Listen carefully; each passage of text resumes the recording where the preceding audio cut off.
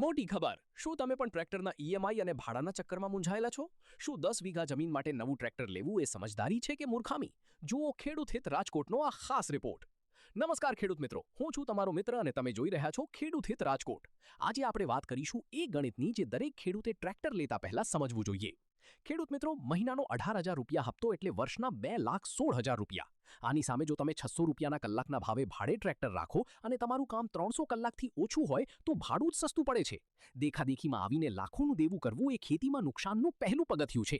પણ હા, જો તમારી પાસે 10 વીઘા જેવી મર્યાદિત જમીન છે તો નવું ટ્રેક્ટર છોડાવવા કરતાં વ્યાજબી ભાવે જૂનું ટ્રેક્ટર લેવું એ શ્રેષ્ઠ છે. જૂનું ટ્રેક્ટર એટલે ખેડૂતનો ચેતક ઘોડો. ન હપ્તાનું ટેન્શન, ન વ્યાજની ચિંતા, અને સૌથી મોટી વાત, જ્યારે મોસમ ટાણે ગામમાં કોઈ ભાડે ટ્રેક્ટર ન આપે ત્યારે તમારું પોતાનું આ ચેતક ઘોડો ખેતરમાં હાજર હશે.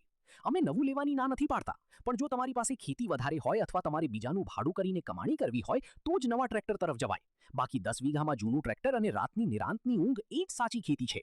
ખેતીના આવા જ સાચા અને સચોટ ગણિત માટે અત્યારે જ ખેડૂત હિત રાજકોટને લાઇક, ફોલો અને સબસ્ક્રાઇબ કરો. જય કિસાન.